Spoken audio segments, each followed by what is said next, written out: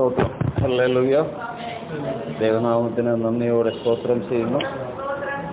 ഇന്ന് പകൽക്കാലവും 2-3 പേര് നമ്മളിത്രയും പേര് മതി. എന്നാൽ നമ്മുടെ മധ്യത്തിൽ കർത്താവിൻ്റെ സാന്നിധ്യമുണ്ടാകും. സ്തോത്രം. ഹല്ലേലൂയ. നാം ആരാണെന്നുള്ള വലിയ ബോധ്യം നമുക്കുണ്ടാകണം. ഇന്ന് പകൽക്കാലം നമ്മൾക്ക് ഒരുമിച്ചായിരിക്കാൻ സ്വർഗത്തിലെ ദൈവം സഹായിച്ച കൃപയ്ക്കായി സ്തോത്രം. ഹല്ലേലൂയ. ഞാൻ രാവിലെ വീട്ടിൽ നിന്നിറങ്ങിയപ്പോൾ ഞാൻ ദൈവത്തോട് ഇങ്ങനെ ഒന്ന് ചോദിച്ചു, കർത്താവെ, എന്നെ കൊണ്ട് നിന്റെ ഉദ്ദേശം. പലപ്പോഴും പലതും കർത്താവ് എന്നോട് പറഞ്ഞിട്ടുണ്ടെങ്കിലും ഈ ഒരാളിനെ പോലെ വഴുതി പോകുന്ന ഒരവസ്ഥ ഉണ്ടായിരുന്നത് കൊണ്ട് ഞാൻ ഇന്ന് പകൽക്കാലം ചോദിച്ചു, കർത്താവ്, എന്താണ് നിനക്ക് എന്നെ കൊണ്ടുള്ള ആവശ്യം? എന്താണ്? പിന്മാറ്റത്തിന്റെ പാതകളിലേക്ക് പലപ്പോഴും പോയപ്പോഴും നീ എന്നെ മടക്കിക്കൊണ്ടുവന്നതിന്റെ കാരണം എന്താണ്? കർത്താവ് എന്നോട് പറഞ്ഞൊരു കാര്യമുണ്ട്. ഒരു ശൗര്യരെ പൗലോസാക്കിയവനാണ് ഞാൻ. വിദ്യാഭ്യാസമില്ലാത്ത മുക്കുവനെ അനേകരുടെ മുന്നിൽ നിർത്തിയവനാണ് ഞാൻ. എനിക്ക് നിന്നെ കൊണ്ട് ചിലതൊക്കെ ചെയ്തെടുക്കാൻ, അത് മറ്റുള്ളവർക്ക് നിസ്സാരമെങ്കിൽ നിന്ന് തോന്നിയേക്കാം, എന്നാൽ എനിക്ക് അത് വലിയ കാര്യം. ദൈവജനങ്ങളെന്ന് പറയട്ടെ, നാം മറ്റുള്ളവരുടെ മുമ്പിൽ വളരെ നിസ്സാരരായിരില്ല, എന്നാൽ ദൈവസന്നിധിയിൽ നാം കർത്താവ് അതാ പറയുന്നത്, ഈ ചെറിയവരിൽ ഒരുവൻ നിങ്ങൾ ചെയ്യുന്നത് എനിക്ക് ചെയ്തിരിക്കും. ഒരു വാക്യം നമുക്ക് വായിക്കാം. ഉൽപ്പത്തി പുസ്തകം 15-ാം അധ്യായം 1-ാം വാക്യം. ഹല്ലേലൂയ. ഉൽപ്പത്തി 15:1 മുതൽ നിർത്തി വായിക്കാനേ മോളത്.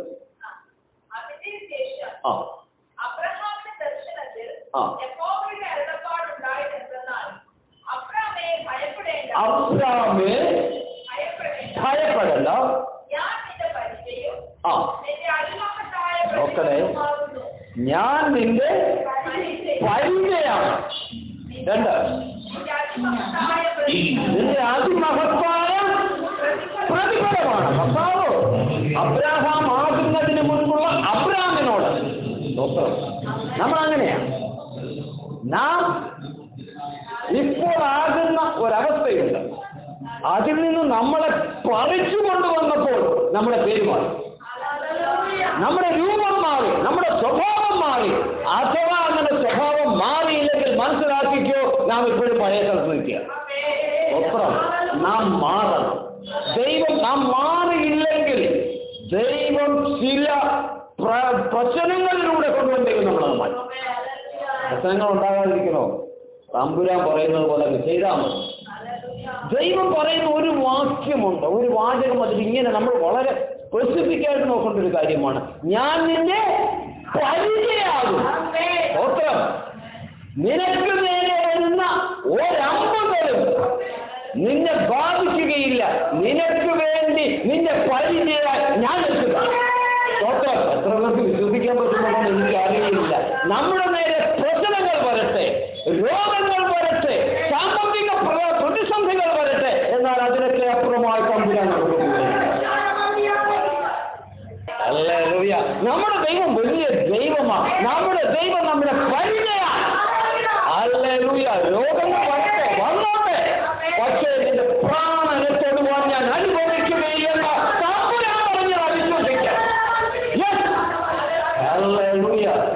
ക്യാൻസർ വരട്ടെ, ഹല്ലേലൂയ. രോഗങ്ങൾ ശരീരത്തിൽ വരട്ടെ, ഹല്ലേലൂയ. ഞാൻ പലപ്പോഴും അതിന് പ്രത്യക്ഷമായ ഉദാഹരണമായി കർത്താവിനെ കാണുന്നുണ്ട്. ഹല്ലേലൂയ.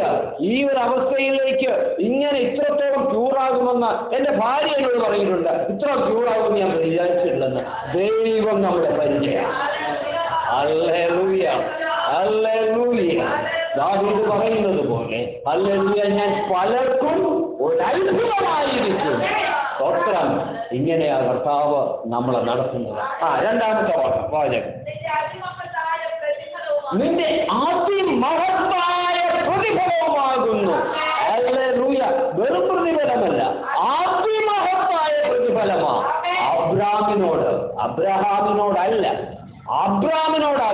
പറയുന്നു. നിന്റെ അതിമഹത്തായ പ്രതിഫലം ഞാനാകുന്നു. ഹല്ലേലൂയ. ഞാൻ കൂടുതൽ വിവരിക്കുന്നില്ല. അടുത്ത വാക്യം. ആ ആ ഞാൻ മക്കളില്ലാത്തവനായി നടക്കുന്നുവല്ലോ.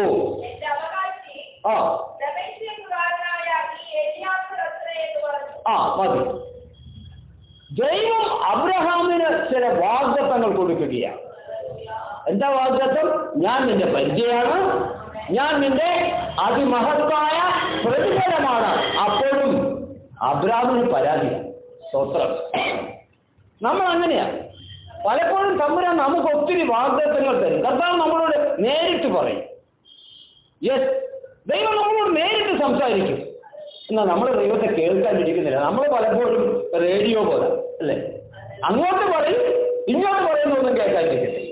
സ്തോത്രം. നമ്മൾ ഒത്തിരി പറയും, കർത്താവെ എനിക്ക് അത് ചെയ്യണം, കർത്താവ് ഇത് ചെയ്യണം, കർത്താവ് അവിടെ അവർക്ക് സൗഖ്യം കൊടുക്കണം. എന്നാൽ ദൈവം നമ്മളോട് പറയുന്നത് കേൾക്കാനല്ല ഇരിക്കാത്തത്. സ്തോത്രം. നമ്മൾ പരാതി പറയുന്നില്ല. ഹല്ലേലൂയ.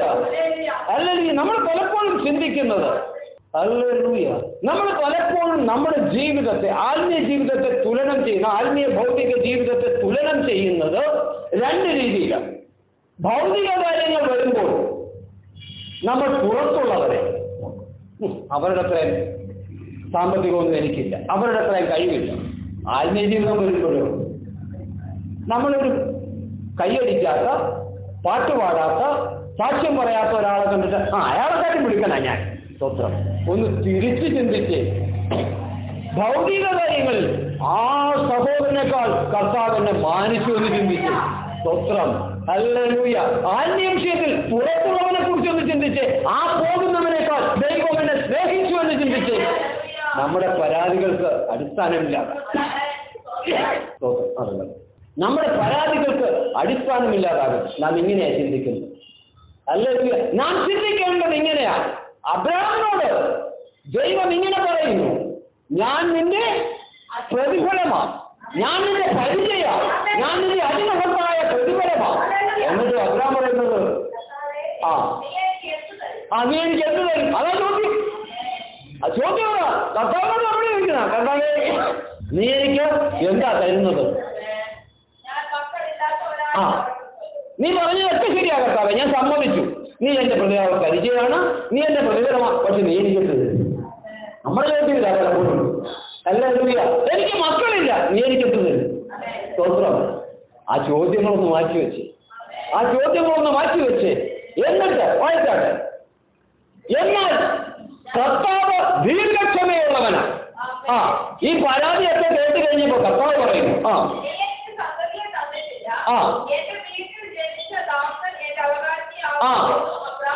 നമ്മൾ പറയുന്നത് എന്താ? അബ്രഹാം പറയുന്നത് എന്താ? എനിക്ക് ഇത്രയൊക്കെ സമ്പത്തുണ്ട് എനിക്ക്, പക്ഷെ അത് അനുഭവിക്കാൻ എനിക്ക് മക്കളില്ല. പലവരും കൊണ്ട് നമ്മളും പലപ്പോഴും ഇങ്ങനെ ചെയ്തേ. സ്തോത്രം. സമ്പത്ത് അധികമായാറുള്ളൊരു കുഴപ്പമായി. സ്തോത്രം. ഉണ്ടെങ്കിൽ ഉള്ളതുപോലെയും ഇല്ലെങ്കിൽ ഇല്ലാത്തതുപോലെയും ജീവിക്കാൻ ദൈവമക്കൾ പഠിക്കണം. സ്തോത്രം. ഹല്ലേലൂയ. ഇവിടെ അബ്രഹാം പറയുന്നത് എന്താ? എനിക്ക് ഇത്രയും സമ്പത്തുണ്ട്, പക്ഷെ എന്റെ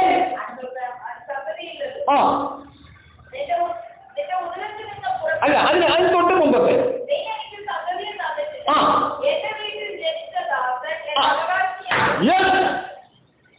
എന്താ പറയുന്നത്? എന്റെ വീട്ടിൽ ജനിച്ച ദാസൻ എന്റെ അവകാശിയാണ്. അതെനിക്ക് ഒട്ടും സഹിക്കും. സ്തോത്രം. നമ്മളൊക്കെ കൊടുക്കാൻ പഠിക്കുന്നവരായി. സ്തോത്രം. ഹല്ലേലൂയ. പലപ്പോഴും നമ്മൾ അങ്ങനെ നമ്മുടെ പേര് വരും. ഇവിടെ ആരും ഇപ്പോൾ ദൈവ കൃപയാലില്ല. എന്നാൽ നമ്മൾ പലപ്പോഴും കണ്ടിട്ടുണ്ട്, നമ്മുടെ സെന്ററിൽ തന്നെ കണ്ടിട്ടുണ്ട്, നോട്ടീസിൽ പേര് വരുമെങ്കിൽ നമ്മൾ പണം ഒത്തിരിക്കും. ഇല്ലേ?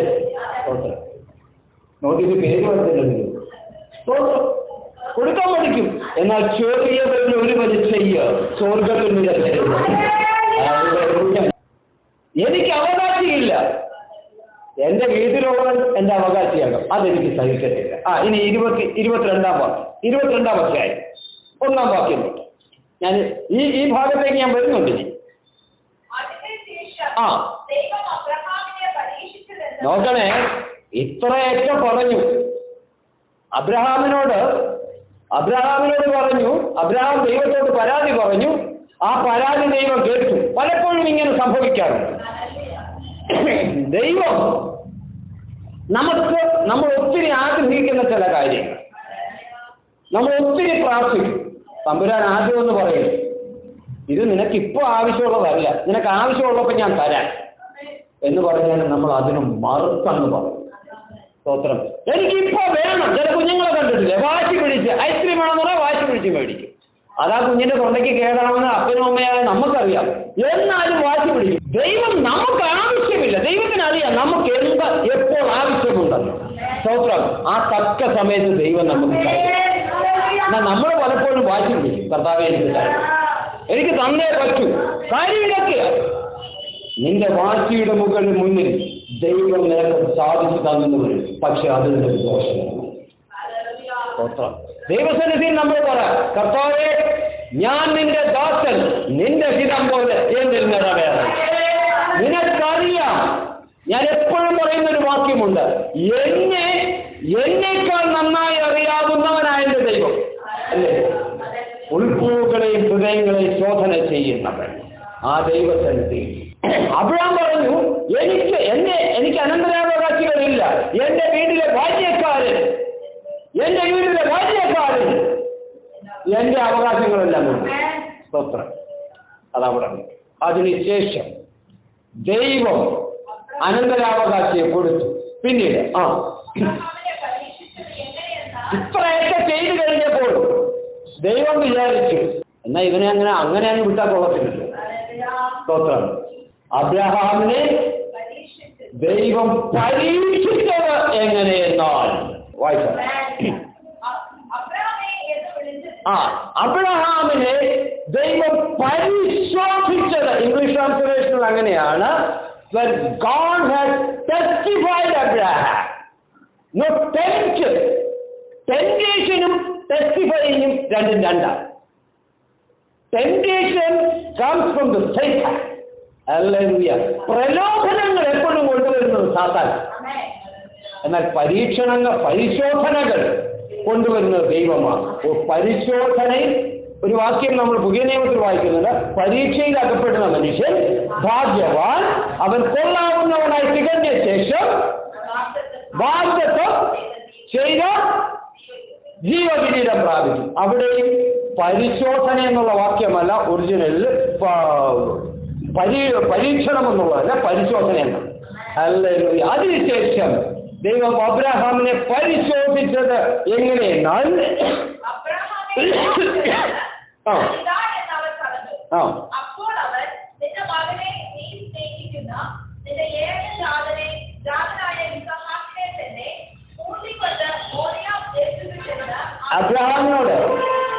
അബ്രഹാമിനോട് ദൈവം പറയുക, ഇതിനു മുൻപ് ഓർത്തു വെച്ചോണം ഇത് കണക്ഷൻ വിട്ടുപോകരുത്.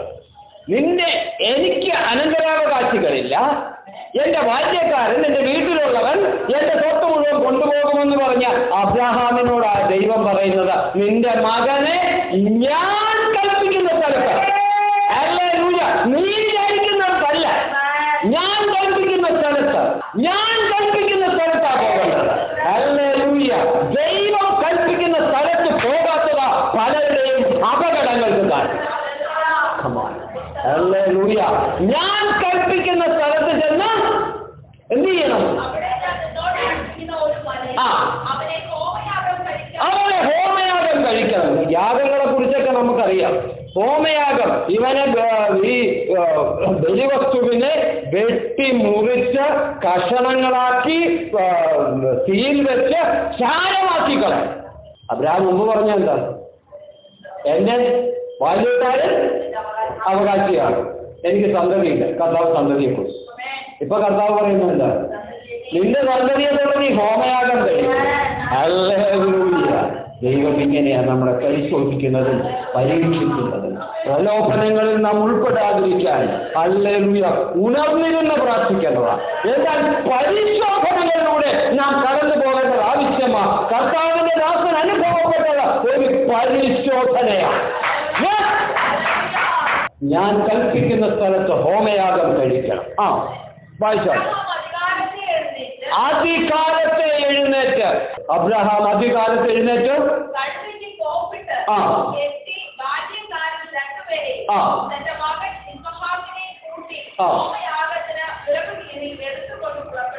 വിറകുകീറി എടുത്തുകൊണ്ട് പുറപ്പെട്ടു.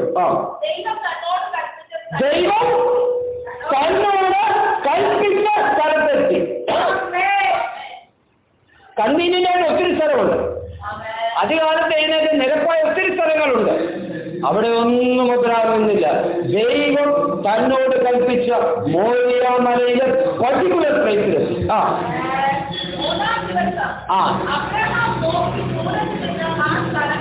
മൂന്ന് ദിവസം യാത്ര ചെയ്തിട്ടാ പോകുന്നത്. ദൂരത്ത് നിന്ന്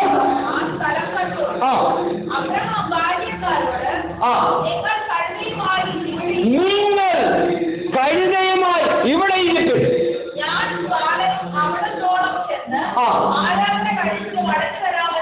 ആരാധന കഴിച്ച് മടങ്ങി വരാം. ബ്രസിമോളെ വളരെ കൃത്യമായെന്ന് വായിച്ചേ. നിങ്ങൾ കഴുതയുമായി ഇവിടെ ഇരുന്നു. പുറത്ത് നിർത്തേണ്ടവനെ പുറത്ത് നിർത്തിയിട്ട് നീ അകത്തോട്ട് വരാം. Hallelujah, hallelujah.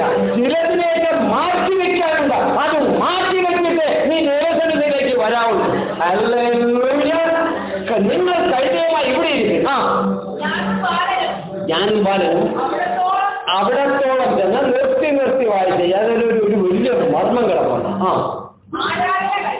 ആരാധന കഴിച്ച് മടങ്ങി വരാൻ. എന്താ പറയുന്നത്? ഞാനും ബാലനും അവിടെ ചെല്ലും, അവിടെ ആരാധന കഴിക്കും, ഞാനും ബാലനും മടങ്ങി. സ്തോത്രം. മനസ്സിലാവുന്നുണ്ടോ? അബ്രഹാം പോയതെന്തിനാ? മകനെ ഹോമയാഗം കഴിക്കാനാ. ബാല്യക്കാരോട് അബ്രഹാം പറയുന്നെന്താ? ഞാനും ബാലനും മടങ്ങി വരും. ഇതാ വിശ്വാസം. ഹല്ലേലൂയ. 15 ഞാൻ എഴുതിക്കാൻ പറ്റുന്നത് 15 വായിച്ചതിന്റെ കണ്ടിന്യൂഷൻ. ഹല്ലേലൂയ.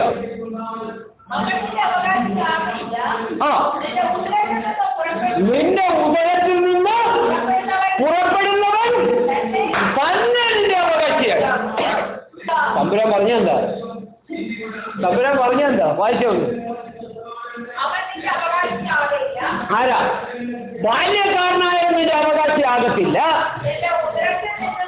നിന്റെ ഉദരത്തിൽ നിന്ന് തന്നെ നിന്റെ അവകാശിയാകും. അടുത്ത വാക്യം.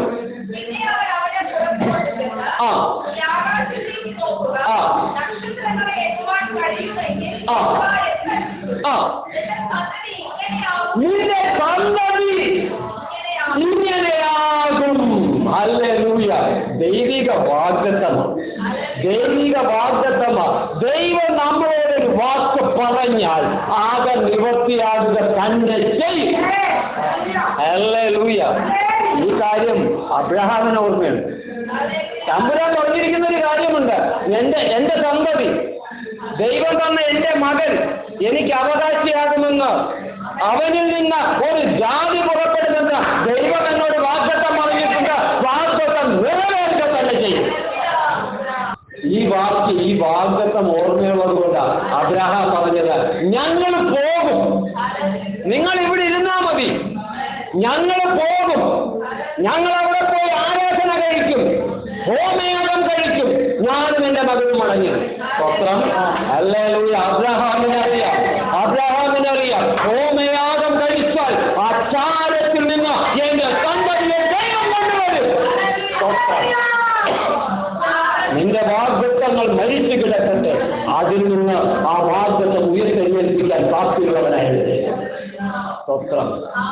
സ്തോത്രം. ഹല്ലേലൂയ. വായിച്ചാട്ടെ പെട്ടെന്ന് പോവുക. 22.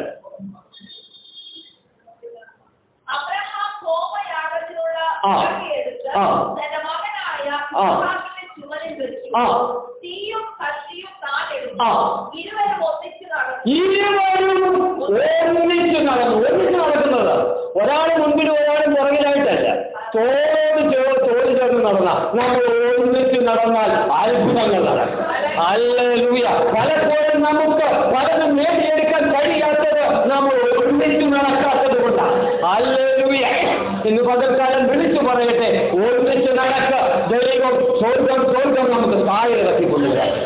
ഹല്ലേലൂയ. പെട്ടെന്ന് മുന്നോട്ട് പോകട്ടെ. ആ ആ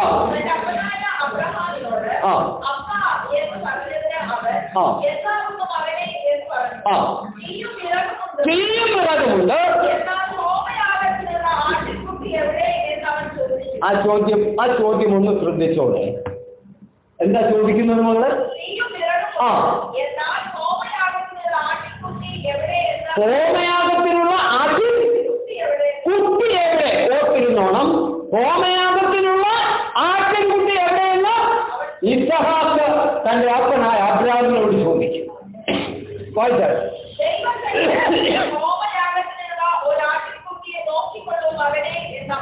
അബ്രാഹാം മറുപടി പറയുന്നു. ഇസ്ഹാക്ക് ചോദിക്കുന്നു, ആട്ടിൻകുട്ടി എവിടെ? അബ്രാഹാം പറയുന്നു, ആട്ടിൻകുട്ടിയെ ദൈവം നോക്കിക്കൊള്ളും. God will provide. ദൈവം നമ്മുടെ ആവശ്യങ്ങൾ നിറവേറ്റി തരും. ഹല്ലേലൂയ. വിശ്വസിക്കുമെങ്കിൽ അത് നിവൃത്തിയാകുക തന്നെ ചെയ്യും. ഹല്ലേലൂയ. അബ്രാഹാം പറയുന്നത് ദൈവം തനിക്ക് ഹോമയാഗത്തിന് ഒരാട്ടിൻകുട്ടിയെ തരും. വായിക്കാട്ടെ പെട്ടെന്ന്. ആ എവിടെ എത്തിയത്? ദൈവം കൽപ്പിച്ചിരുന്ന സ്ഥലത്താണ് എത്തിയത്. 3 ദിവസം യാത്ര ചെയ്ത് തോന്നിയ സ്ഥലത്തല്ല ഇറങ്ങിയത്. ഹല്ലേലൂയ. ദൈവം നിന്നോടൊരു കാര്യം പറഞ്ഞിട്ടുണ്ടെങ്കിൽ അത് അപ്രകാരം ചെയ്യുക, അനുഗ്രഹം പ്രാപിക്കും. ഹല്ലേലൂയ. എന്തുകൊണ്ടാണ് നമുക്ക് പലപ്പോഴും വാഗ്ദത്തം പ്രാപിക്കാൻ കഴിയാത്തത്? ദൈവം പറഞ്ഞത് അപ്രകാരം ചെയ്യാൻ കഴിയാത്തത്. ഹല്ലേലൂയ. ദൈവം കൽപ്പിച്ചിരുന്ന സ്ഥലത്തെത്തി. വിറക് അടുക്കി. ഇംഗ്ലീഷിൽ നമ്മൾ വായിക്കുന്നത് he set it in order എന്നാണ്. ഹല്ലേലൂയ. അത് അതിന്റെ ക്രമത്തിൽ ചെയ്തു. നമ്മളും പലപ്പോഴും ക്രമമല്ല അക്രമമാണ്. ഈ അക്രമം ചെയ്യുന്നത് കൊണ്ടാണ് പലതും നമ്മുടെ ജീവിതത്തിൽ പ്രാപിച്ചെടുക്കാൻ കഴിയാത്തത്. അക്രമം മാറ്റി ആ ഒന്ന് മാറ്റി ക്രമം മാത്രമാക്കി എടുത്ത് ദൈവം അത്ഭുതം. ഹല്ലേലൂയ. നമുക്ക് ഇന്ന് പകർക്കാലം ഒന്നിച്ച് തീരുമാനമെടുക്കാം. ഞങ്ങളുടെ ക്രമരഹിതമായ കാര്യങ്ങളിൽ നിന്ന് ഞങ്ങൾ ക്രമമായുള്ള കാര്യങ്ങൾ. ഹല്ലേലൂയ. വായിച്ചാട്ടെ. ആ ഞാൻ ഇങ്ങനെ പ്രസംഗം കേട്ടിട്ടുണ്ട്. ഞാൻ കാത്തലിക്കിലായിരിക്കുമ്പോൾ എന്നെ പഠിപ്പിച്ച് സൺഡേ സ്കൂൾ അധ്യാപകർ ഇങ്ങനെ പറഞ്ഞിട്ടുണ്ട്. അബ്രഹാം വളരെ ദുഃഖിച്ചു, വളരെ കരഞ്ഞുകൊണ്ട് തന്റെ മകനെ കെട്ടി അവിടെ കൊണ്ടുവന്ന് വെച്ചു, ബലി കൊടുത്തു. പിന്നീട് ദൈവകൃപയിലേക്ക് വന്നപ്പോൾ എനിക്ക് മനസ്സിലായി അബ്രഹാം കരഞ്ഞുമില്ല, നിലവിളിച്ചു. സ്തോത്രം. എന്തുകൊണ്ടെന്നറിയാമോ? അബ്രഹാമിന് വാഗ്ദത്തം ഓർമ്മയുണ്ട്. എന്റെ പൈതലിനെ അവൻ മടക്കി തരുമെന്നുള്ള വാഗ്ദത്തം ഓർമ്മയുള്ളത് കൊണ്ട് അവൻ ദുഃഖിച്ചില്ല. നമ്മുടെ ഉദ്ദേശം വഴി ഞാൻ പ്രസംഗിക്കുന്ന ഞാൻ കേട്ടിട്ടുണ്ട്. ഹല്ലേലൂയ. ഹല്ലേലൂയ. ദൈവത്തിൻ്റെതായ പദ്ധതികളുണ്ട്. അത് വിശ്വസിക്കാൻ കഴിയാത്തവരാ കരഞ്ഞ് നിലവിളിക്കുന്നത്. ഹല്ലേലൂയ. ഞാൻ കരയത്തില്ല, എനിക്ക് ദൈവത്തിന്റെ വാഗ്ദത്തമുണ്ട്, അത് അപ്രകാരം നടക്കുമെന്ന് ദൈവം ഉറച്ചു വിശ്വസിച്ചാൽ നമുക്ക് കരുതി വരത്തില്ല. ഹല്ലേലൂയ. അബ്രഹാം ഇസ്ഹാക്കിനെ കെട്ടി യാഗപീഠത്തിൽ കിടത്തി. കത്തിയെടുത്തു. ഉടനെ കത്തിയെടുത്തു. ഇന്ന് നമ്മളെ പ്രതീക്ഷകളെല്ലാം അസ്തമിച്ചു എന്ന് നമ്മൾ വിചാരിച്ചേക്കാം. എന്നാൽ നിന്റെ ചിന്ത എവിടെ അവസാനിക്കുന്നു അവിടെ തമ്പുരാൻ ചിന്തിച്ചു വന്നു. കത്തിയെടുത്തു. ഉടനെ യഹോവയുടെ ദൂതൻ. ഈ യഹോവയുടെ ദൂതൻ എന്ന് പഴയ നിയമത്തിൽ പറയുന്നതല്ല, യഹോവ തന്നെ. ഹല്ലേലൂയ. ദൈവം തന്നെയാ യഹോവയുടെ ദൂതൻ.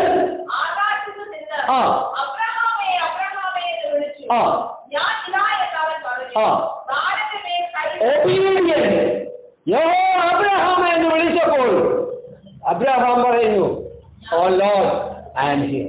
ഞാനിതാ. കർത്താവ് ഗത്സമനയിൽ നിൽക്കുമ്പോൾ പറയുന്നത് നിന്റെ ഹിതം നിറവേറണം. ഹല്ലേലൂയ. ഇനി നിമിഷങ്ങൾ, ഇനി ഒന്നുമില്ല. എന്റെ പ്രതീക്ഷകൾ അസ്തമിച്ചു. എന്റെ മകൻ മരിക്കാൻ പോകുന്നു. അവിടെ നിന്ന യഹോവ വിളിക്കുന്നു, അബ്രഹാമേ.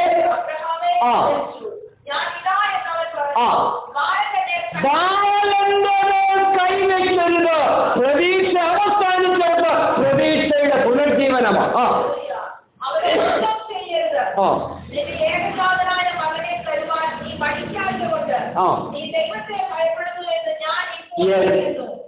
ദൈവം പരിശോധിച്ച് ആ പരിശോധനയിൽ അബ്രഹാം വിജയിക്കുകയാണ്.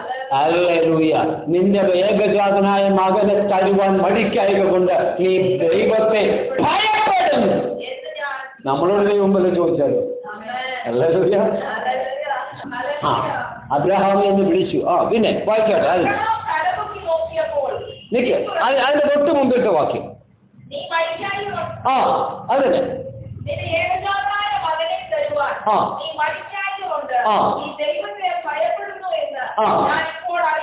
ഞാനിപ്പോൾ അറിയുന്നുവെന്ന് അബ്രഹാം തല പൊക്കി നോക്കിയപ്പോൾ, when he looked up, അവൻ മുകളിലേക്ക് നോക്കിയപ്പോൾ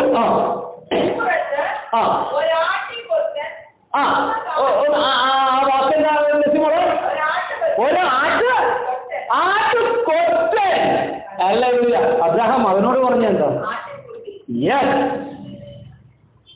അബ്രഹാം പ്രതീക്ഷിച്ചതെന്താ? ഒരു ചെറിയ ആട്ടിൻകുട്ടിയെയാ. ഇപ്പൊ കിട്ടിയതെന്തുവാ? ദൈവത്തെ അനുസരിച്ച് നാം പ്രതീക്ഷിക്കുന്നതിന് അപ്പുറമായ ചില നന്മകൾ. ഹല്ലേലൂയ. അവൻ തലപൊക്കി നോക്കിയപ്പോൾ, പലപ്പോഴും നമുക്ക് തലപൊക്കി നോക്കാൻ കഴിയാതെ ചില മൃഗങ്ങൾ, അതൊരു മറ്റൊരു വിഷയമാണ്, ചില മൃഗങ്ങൾ നമ്മുടെ കടലിൽ വെച്ചിരിക്കും. ഹല്ലേലൂയ. തലപൊക്കി നോക്കുക. അവന്റെ മുഖത്തേക്ക് നോക്കിയവർ പ്രകാശിതരായി. അവന്റെ മുഖം ലജ്ജിച്ചു പോകുന്നില്ല. ലജ്ജിച്ചു പോകുന്നതിന്റെ കാരണം അവന്റെ മുഖത്തേക്ക് നോക്കാത്തതാ. അവൻ തലപൊക്കി നോക്കാത്തതാ. തലപൊക്കി നോക്ക്. നീ ആഗ്രഹിക്കുന്നതിനും അപ്പുറമായുള്ള ചില നന്മകൾ പിന്നാമ്പുറത്ത് കിടക്കും. ഏറ്റെടുക്കാമോ? ഹല്ലേലൂയ. ഹല്ലേലൂയ. നമ്മുടെ ജീവിതത്തിൽ നാം തമ്പുരാൻ വിട്ടുകൊടുക്കല്ല, ദൈവം വിടുവിക്കും. അവൻ പിൻപുറത്ത് ഒരാട്ടുകൊറ്റൻ കൊമ്പ കാട്ടിൽ പിടിപെട്ട് കിടക്കുക. തമ്പുരാൻ നമുക്ക് വേണ്ടതെല്ലാം മുന്നമേ തയ്യാറാക്കി വെച്ചിരിക്കുക. നമ്മൾ കാണാത്തതിന്റെ കാരണം എന്താണെന്നറിയാമോ? നമ്മൾ തലപൊക്കി നോക്കാൻ തയ്യാറാക്കുന്നത്. ഹല്ലേലൂയ. ഇന്ന് പകൽക്കാലം വിളിച്ചു പറയട്ടെ, നാം തലപൊക്കി നോക്കാൻ തയ്യാറാകുന്നുവെങ്കിൽ നമ്മുടെ നന്മ, ദൈവം നമുക്ക് വേണ്ടി ഒരുക്കി വെച്ചിരിക്കുന്ന നന്മ നമുക്ക് കാണാം.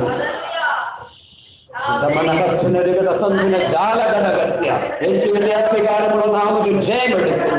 നമുക്ക് വേണ്ടതെല്ലാം നൽകി തരുന്ന വലിയൊരു ദൈവമുണ്ട്. ഉണ്ണാനും ഉടുക്കാനും ഉണ്ടെങ്കിൽ മതിയെന്ന് വിചാരിപ്പിൻ എന്ന് പറയുന്ന തമ്പുരാന്റെ സന്നിധിയിലേക്ക് നാം നമ്മളെ തന്നെ ഏൽപ്പിച്ചു കൊടുക്കുന്നെങ്കിൽ നമ്മൾക്ക് വേണ്ടതും മറ്റുള്ളവർക്ക് വേണ്ടതും കൂടെ തമ്പുരാൻ നമ്മുടെ കയ്യിൽ ഏറ്റെടുക്കാം.